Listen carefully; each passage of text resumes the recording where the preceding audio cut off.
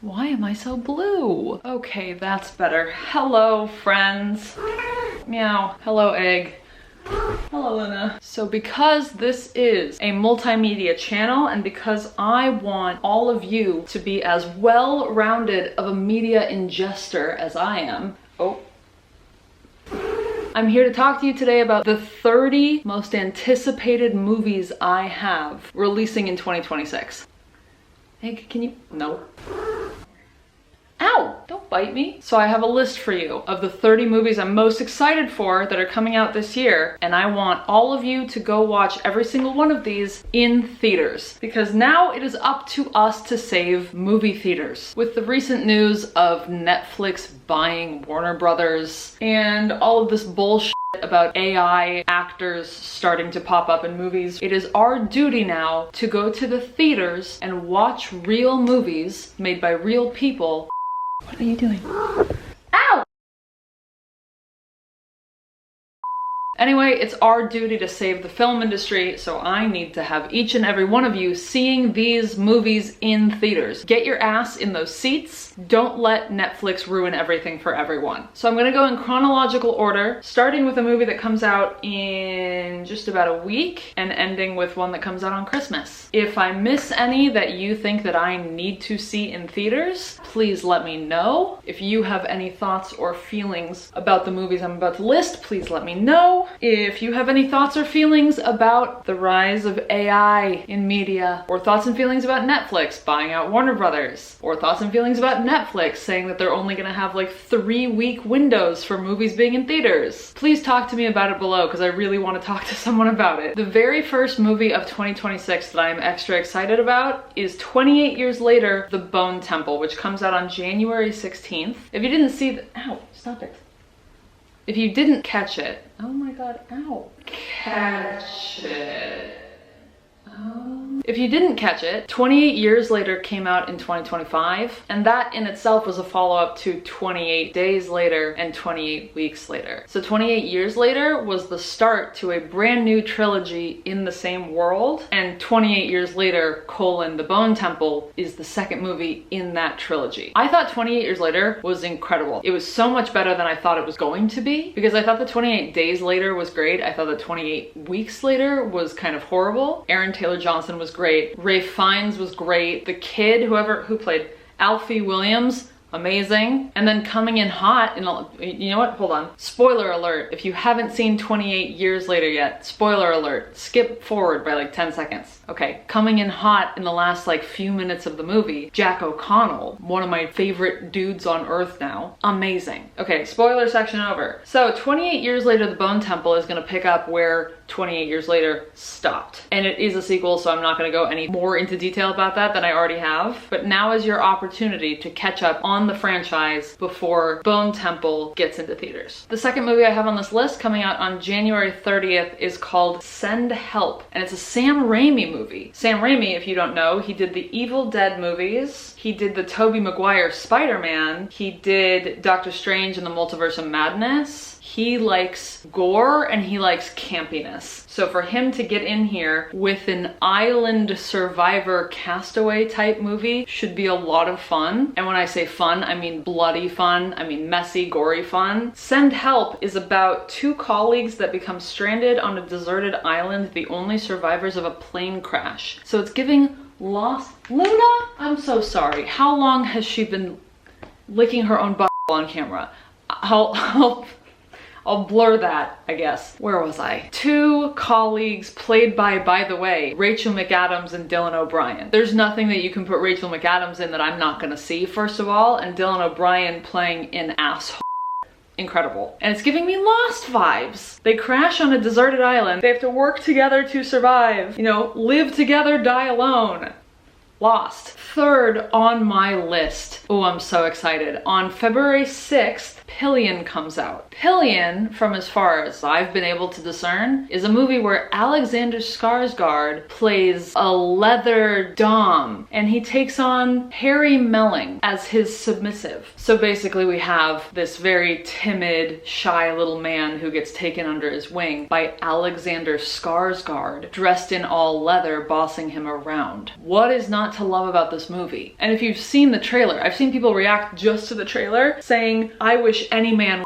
Hi, no clue where my memory card cut me off just now. Anyways, that was Pillion. I also had to kick both cats out of the room because every time I started recording, one or both of them would start licking their butt again. Next on my list, coming out on Valentine's Day, is Wuthering Heights. In quotations. I know that this one is causing a little bit of controversy. Also, sorry if the lighting keeps changing. It's 4 p.m., which means it's about to get really dark in here. I know that Wuthering Heights has caused a bit of controversy. However, I am still looking forward to it. I've never read Wuthering Heights, but the Emerald Fennel version is in quotation marks, which has to mean something. It has to mean that obviously this is a bastardization of the original book, but I cannot not be excited for a film that's shot on VistaVision. For anyone who doesn't know, VistaVision is a technique that was used by a lot of the old films that you think about when you think about beautifully shot old films. And only in the past few years have we decided to come back to it. Because in the last few years, we suddenly decided we want to have beautiful movies again, which is incredible. I am so excited because, like, look at the colors going on in some of the, I'll put some of the stills from the trailer. Look at the colors going on. How can you see that and not be excited to view it on screen? I don't give a shit. It could be muted. I could watch it muted all the way through and I would still probably cry because of the colors. Wow, I really need to go faster. I've only talked about 4 movies. Okay, I'm not gonna go so in depth with all of these movies because I need to finish this. On March 6th, we have The Bride, directed by Maggie Gyllenhaal, featuring Jessie Buckley and Christian Bale. Christian Bale plays Frankenstein's monster. Jessie Buckley plays his bride. Jessie Buckley is having a solid year. She was just in Hamnet. She's already been winning some awards for that, and now she's in The Bride, which is going to be incredible. There is no way in hell this is not going to be one of the best movies of the year. This is basically the story of Frankenstein and his monster's bride, except if Frankenstein happened in 1930s Chicago. And this thing is gonna be dirty. This is gonna be a dirty movie. I don't mean like probably sexually, but I don't mean sexually. I mean it's going to feel gritty and grimy and dirty in all the ways that I wish Guillermo del Toro's Frankenstein had felt late last year. That was one of the only gripes that I had about that movie, is that it felt too Netflixy, it felt too clean, not dirty, grimy, gritty enough, and I'm about to get the dirty, grimy, gritty from The Bride. Coming out on March 13th. I'm so excited. I just watched the trailer last night. Undertone, which is the newest horror movie from A24. I have been waiting so long. I love A24 horror movies. I love The Witch, I love Hereditary, I love Midsommar. I'm a fiend for A24 horror movies. And it feels like we've been getting a run of the more serious drama side of movies from A24 lately. So I'm so stoked to be getting a scary one again. And I don't even know what the this is about. The trailer pretty much showed podcast hosts, like in the style of Watcher. One of the hosts is a believer, one's a non-believer. You have a Ryan and a Shane. And the non-believer gets sent these recordings that make her rethink her stance on things. And maybe she gets haunted through the recordings, or she becomes possessed through the recordings. I don't know exactly. Something happens when she receives and listens to these recordings. Please go watch the trailer. I watched it alone in a dark room at like 1 a.m. So I think that you should do that also, actually. On March 20th, all of you guys should know about this already. Project Hail Mary finally comes out on film. This has been a lot of people's best book of the year for the last like 5-6 years running. It was mine a few years ago when I read it, and I have been waiting patiently since that day to finally watch the movie version of this. I think that Ryan Gosling was perhaps the perfect choice for this movie. He can be funny, he can be relatable. I believe him both as a professor and as someone flailing through outer space, not knowing what the they're doing. I believe him in every iteration of his role, and I really just cannot believe that I've been waiting like 5 years for this and it's finally almost here. If you are watching this video and you somehow don't know what Project Hail Mary is, which would be very confusing to me, it is basically about this man named Ryland Grace who wakes up on a spaceship next to 2 skeletons, and he doesn't know why he's on the spaceship, he doesn't know who the other people are, he's lost his fucking mind, he's lost most of his memory, and he has to figure out why he's there and then go about his mission. I'm not gonna go into more detail than that. If you don't already know what this is, go read the book so that we can all go watch Project Hail Mary in theaters together on March, what did I say? March 20th. On March 27th, we have Ready or Not 2, Here I Come. If you haven't seen the first Ready or Not, it is basically about this woman played by Samara Weaving, one of our new Scream Queens. Samara Weaving marries into this very, very wealthy family, and on the wedding night, she goes to one of their estates and she finds out that actually they're all fucking psychopaths. And they play this game whenever someone is brought into the family where the new person has to basically win a game versus the whole family or else they're killed. They're just taken out immediately, marriage annulled. And apparently Ready or Not 2 takes place immediately after that first movie ends, except they kidnapped her sister, so she has to go through something all over again. Whatever it is, watch the first movie first so that we can all go see this one together. I have 2 movies for April. One comes out on April 3rd, and that is The Drama, which I barely know anything about, but I know that Zendaya and Robert Pattinson are playing people who are about to get married to each other. Okay.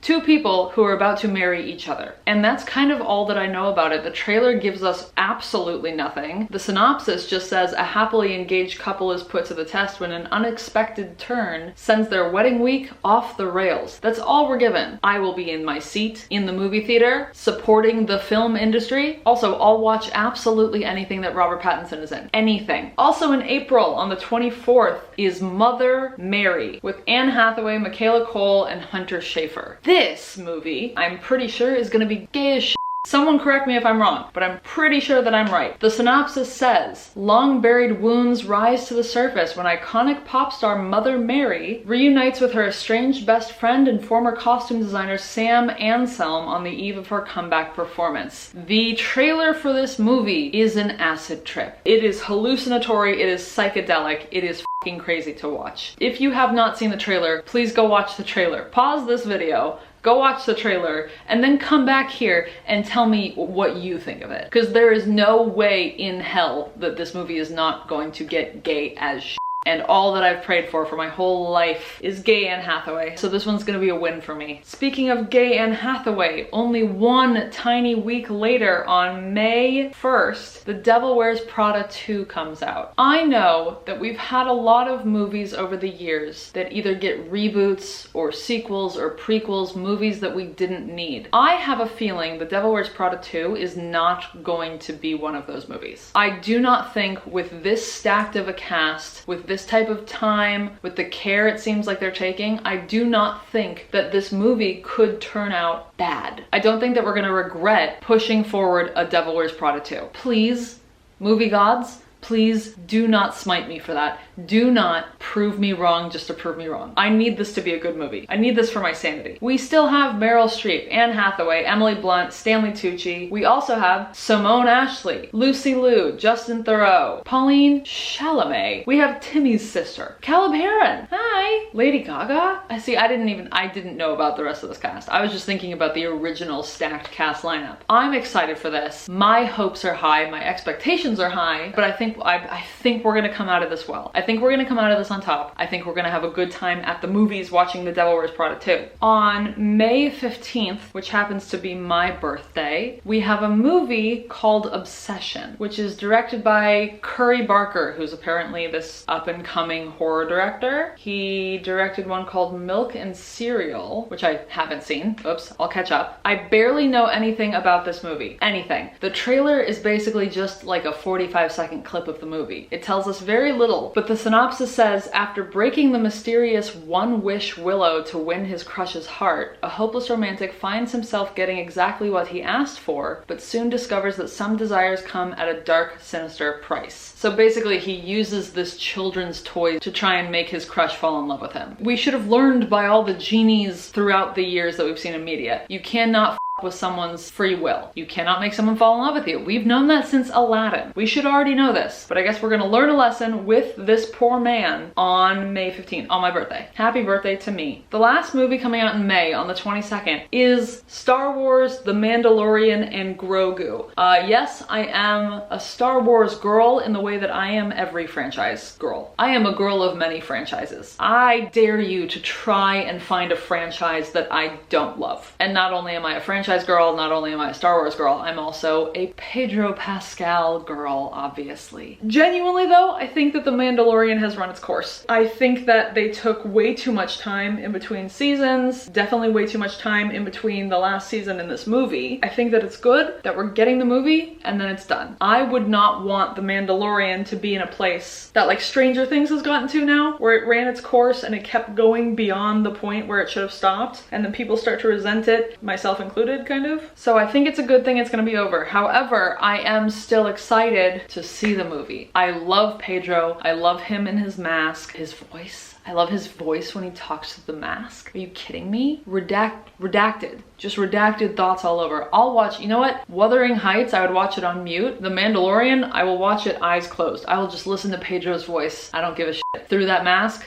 don't care. Through the helmet, don't care about anything else. I will just listen to his voice and I will float off in my dreams. On June 12th, we have two movies. The first one is Disclosure Day, the newest Steven Spielberg sci-fi alien movie. Also, the further we get through the year, the less I will have to say about these movies because we don't have a whole lot of details for anything yet. For Disclosure Day, at first, all we got was one big sign, I think in Times Square, and all it said was Disclosure Day, June 12th. The synopsis says, if you found out we weren't alone, if someone showed you, proved it to you, would that frighten you? All we get from the trailer really is Emily Blunt as a newscaster talking live on air, and suddenly she stops talking and she just starts making these horrifying alien clicking noises coming out of her mouth. Here, like this, like this.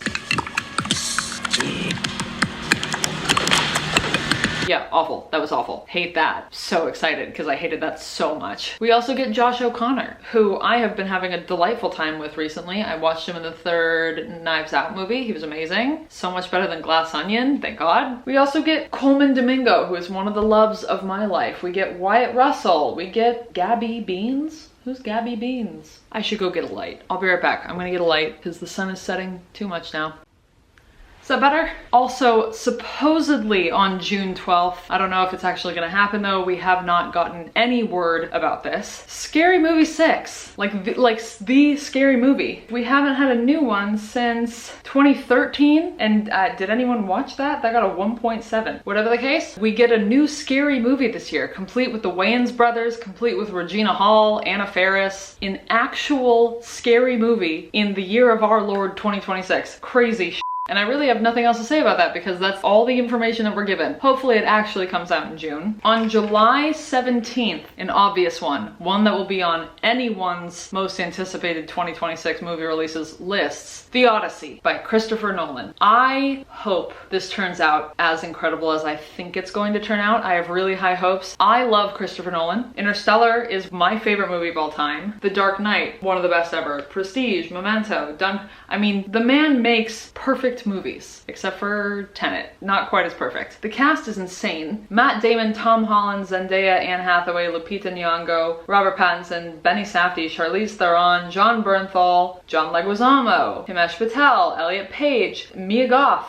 I mean, it goes on and on and on and on and on. My brother saw the teaser. Apparently there's a teaser that is being shown in movie theaters right now before some movies. My brother saw it before he saw Avatar, and he said just the 5 minutes of teaser was better than any movie that he saw in 2025. And I trust my brother. On matters of film, I trust my brother more than anyone else, and so I have very high hopes. In case you don't know what The Odyssey is, it is about Odysseus, the legendary Greek king of Ithaca, who embarks on a long and perilous journey home following the Trojan War, chronicling his encounters with mythical beings such as the Cyclops, the Sirens, and the witch goddess Circe, while attempting to reunite with his wife Penelope. At my school, we had to read this for English class one year. I faked it. I pretended to read it for English class. I read a few chapters here and there, which I enjoyed, so I don't know why I didn't just read the whole book. But it is my mission to read The Odyssey in its entirety before the movie comes out. And I mean in its entirety. Not the abridged versions, nothing like that. I want to read the whole thing. So I have to find the best translation. If you think that you know the very best translation of The Odyssey, please let me know, because I do not know which one I should be buying. On July 31st, we have Spider-Man Brand New Day. I am a Marvel head above anything else. I told you I'm a franchise girl, first and foremost. foremost, I am a Marvel girl. I'm a Marvel apologist a lot of the times. And A Brand New Day is gonna pick up where No Way Home left off. I won't say anything about that in case you haven't seen them, but if you've never seen them, now is your time to watch every Marvel film in chronological order so you can catch up, so you can come watch Brand New Day with us, and then another movie later on in the year, which I will get to in a second. I'm not really gonna say anything about Spider-Man. If you know, you know. If you don't, you don't. It comes out in July, and I will be there at midnight. My ass will be in the theater at midnight. On August 7th, I'm excited for a movie called One Night Only, which we are really given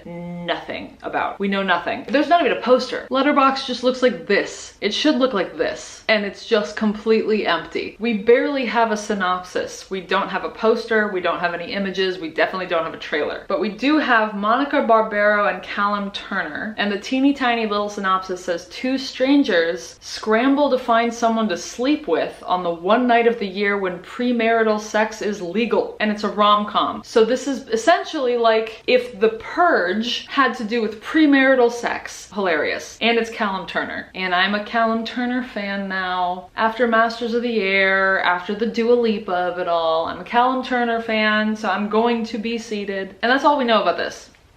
Nothing else. Oh, wait. Dua Lipa's fiance versus Andrew Garfield's girlfriend. I think I'd be the perfect fifth in that situation, actually. If you were to take Dua Lipa, Callum Turner, Andrew Garfield, Monica Barbaro, and then just put me in the middle of all that, that's my ideal life, actually. On August 14th, we have a movie called Flowervale Street, which again, we know very little about. We know it's Anne Hathaway and Ewan McGregor, which is awesome. We have almost no images from set, and we definitely don't have a trailer yet. But it's by David Robert Mitchell, who directed It Follows. Flowervale Street, the synopsis isn't even like a full synopsis. It says a family in the 80s start to notice bizarre happenings in their neighborhood, rumored to be a time travel film involving dinosaurs. Details TBA. If you watch enough videos on this channel, you know that my guilty pleasure across mostly books, but any kind of media, time f***ery. Sorry, that was loud. Time f***ery, which includes portal fantasy, includes time travel, includes reincarnation and meeting through multiple lives. If this is time travel involving dinosaurs, I am so in, it hurts. I am so painfully in. So I really hope that we get more details about this soon, because I want it to come now. On August 28th, we have a movie called The Dog Stars by Ridley Scott. If you don't know who Ridley Scott is, he also did Alien, he did Gladiator, he did The Martian, he did Black Hawk Down, he did Legend way back when. So he's now doing The Dog Stars, which I believe started as a book, albeit one that I have not read. The cast so far that we know of is Jacob Elordi, Margaret Qualley, Josh Brolin, Guy Pearce, and Benedict Wong. After the world's population has been ravaged by a pandemic, a man lives a lonesome existence in a Colorado airplane hangar with his dog and a dour gunman he has befriended. When a mysterious transmission comes through on the radio while he's flying his old Cessna, it sparks a hunt for the provenance of the sound. I love a dystopian movie. I love an apocalyptic, post-pandemic, post-world-ending, natural disaster, whatever it is. I love dystopian shit.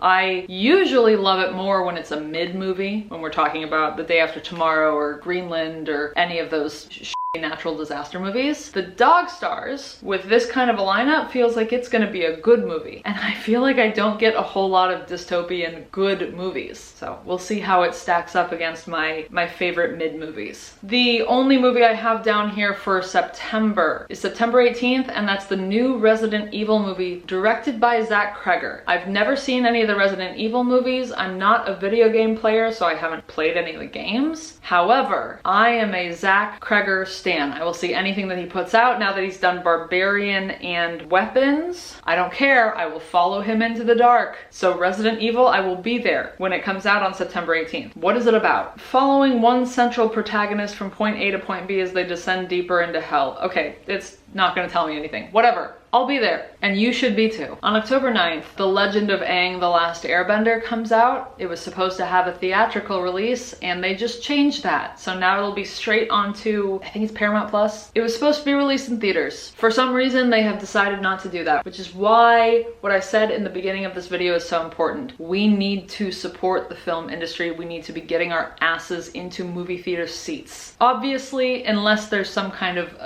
a medical issue that prevents you from doing that, or being in public, or risking getting sick in crowds or in groups of people. Obviously, I'm not talking to you. I mean, I am talking to you. Hi, I love you.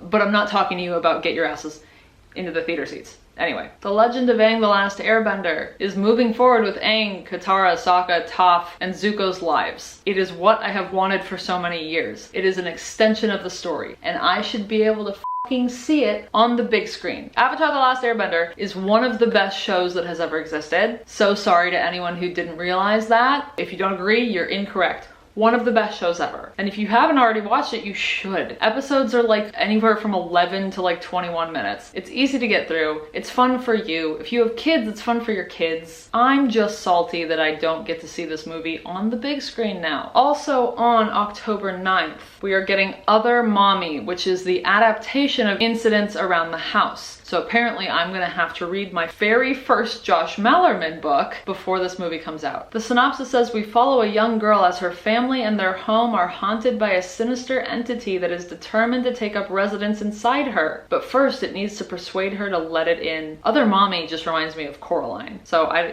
don't know what happens in the book, but it feels very Coraline-y to me. And the mom is played by Jessica Chastain. So that's all that we have so far about that. No trailer yet. On October 16th, we have one of my favorite, actually, from October 16th on, this is a run, a generational run of movies that I'm excited for. Thinking about this run of movies, it's what's gonna keep me alive for the next year. Because we have 7 movies in a row that I would sell my soul to watch right now. If any devils are listening, let's sign a contract. On October 16th is Whale Fall, the adaptation of the book by Daniel Kraus. I read it, I think 2 years ago. It was one of my favorite books of the entire year. Absolutely incredible. I cannot wait to see it on the screen. This is about a young man, I think he's like 18, and he goes out into a little boat to try and find his father's body because his father took his own life by jumping into the ocean. And so now his body is just floating out there somewhere. And so his son goes to find it and is accidentally swallowed by a whale. And so the whole movie is his survival story of trying to escape from the intestinal tract of this whale before he loses oxygen or gets fully digested. But actually the movie is all about grief and loss and family patterns and generational trauma and coming to terms with things and letting go. It's a lot of emotion packed inside the intestines of a whale. I am so fucking excited, I can't stand it. And also, the father-son duo is played by Austin Abrams and Josh Brolin, who were both just in Weapons together. Next, in my generational run, November 20th, Sunrise on the Reaping comes out. A book that made me sob my eyes out last year. If you didn't see it, I made a Hunger Games vlog and I cried openly on camera, and I can only imagine how hard I'm going to cry when I see all that play out on the big screen. I don't know how I'm going to handle it. The trailer looks amazing. In a world in which we have been bombarded by so many movies that are drained of color, everything is so gray and blech and dull and boring now. The trailer for they heard everyone complaining. The trailer for the Hunger Games looks bright and colorful and incredible. On November 26th, Greta Gerwig's version of Narnia is coming out. And this one, I am begging you, when it comes out around Thanksgiving, go see it in theaters, because it's only in theaters for a small window of time before they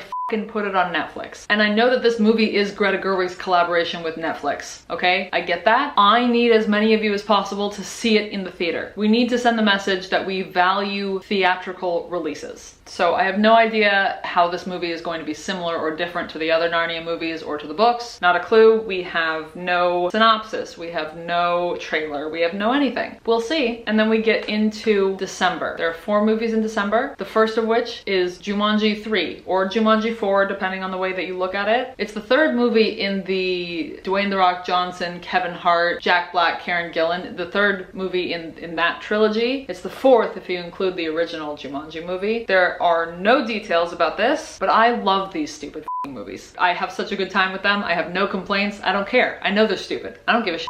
I will be in the theater. On December 18th, we have the craziest twofer I could possibly imagine. I actually can't imagine that one of them is not going to change their date. I cannot imagine a world in which both Avengers Doomsday and Dune Messiah come out on the same day and no one changes their release date. This would be like Barbenheimer on crack on the moon. Because of anything else, I mean, like franchise-wise, we're talking about Marvel and Dune. This is like my actual birthday. My birthday's in May. If they both stay on this day, December 18th is my new birthday. I will just flip-flop between I'll go see one, and then I'll go see the other, and I'll go see the other one again, and I'll go see I'll spend 3 days. I will spend 72 hours in the theater without leaving. And I don't care, listen, I don't care if I'm a basic bitch for being a franchise girl. I don't care if you look down on me for still being a Marvel girl. I am loyal. I am loyal to my people. I am loyal to my Avengers, even though I don't agree with everything that they've been doing. There's a lot of things I don't agree with. I don't agree with them bringing back as I don't think they should be in one of the teaser trailers they put out is back. Listen, I'm gonna stay a little silent on it, and I'm going to keep the faith, and I'm gonna have trust that they're gonna do something good or big and crazy. Something. They're gonna do something with it to make it all worth it. Meanwhile, Dune Messiah, I know that is gonna be popping off. My God, there is absolutely no way that Dune plus more Florence Pugh plus Robert Pattinson plus Jason Momoa and Jason Momoa's son, apparently, more Rebecca Ferguson, Anya Taylor-Joy. I know that there is no way that this is not going to be one of, if not my favorite movie of the year. I cannot wait. And I also need to finish Dune Messiah before I know that I was supposed to. I was supposed to finish Dune Messiah in December. I didn't, but now I have to before next December. The very last movie on this list is actually probably the one that I'm most looking forward to, and it's Werewolf, which comes out on Christmas of this year. This is the newest Robert Eggers movie. If you need a little refresher, Robert Eggers did The Witch, The Lighthouse, Nosferatu, The Northman. Every single thing that Robert Eggers has put out has been gold, has been a 5-star, has been one of my favorite movies of all time. The Witch is actually, well, it was my favorite horror movie of all time until I saw The Thing. Nothing can top The Thing. But aside from The Thing, The Witch is my favorite horror movie of all time. Werewolf is about a village in 13th century England with villagers who are stalked by a mysterious creature. As the attacks continue, ancient folklore and superstition bleed into a terrifying reality. While official plot details are scarce, the film will be a historical take on the werewolf mythos. So we have Aaron Taylor-Johnson, Lily Rose Depp, Willem Dafoe, Ralph Ineson, and more. Ralph Ineson is one of my favorite people on the planet. Every time Ralph Ineson comes on screen, I'm like that Leonardo DiCaprio meme, just pointing at the thing. I watched half of Ready Player One for the first time the other day. Ralph Ineson was in it, and he showed up on screen, and I stood up, and I just started yelling. I love that man. Oh my God, I love that man and his giant, deep voice so much. So Werewolf being the next film in Robert Eggers' lineup feels so right. We got Nosferatu. So we got a vampire, we got a witch, now we get a werewolf. What could be better? That's all 30 movies that I wanted to talk to you about. I am gonna beg you once again to see as many of these movies as possible in theaters. Support the film industry. Send a message that we want theatrical releases. We don't want to just watch alone at home on these little screens. We want the giant screens. We want longer theatrical releases. Anyway, thank you for listening to me rant. Once again, if there are any movies that I missed, please let me know. If there are any things you want to tell me about the movies that I mentioned here today, please let me know. Also, if you want to tell me your favorite movie that you watched last year, doesn't have to be a 2025 release, just your favorite movie that you watched for the first time ever last year. You can let me know that also. I know that some people are just here for books, so for the people who are still here, stuck around, thank you so much. For those of you who are just here for the books, but you also stuck around just to be supportive, thank you so much. That's it. If you can hear me, you can read the subtitles. I appreciate you more than you f***ing know. I hope that we're having a great 2026 so far. I hope that we're all happy and healthy for the rest of the year. Love you. Bye.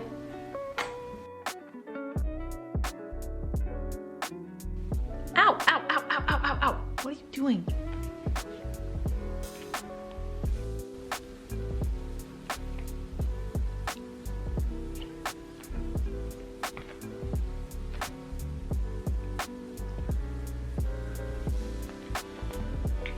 Oh, no. you stop making the noises, please?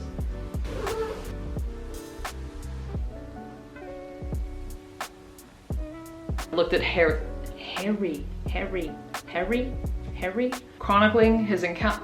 chronicling his encounters with mythical beings such as the Cyclops,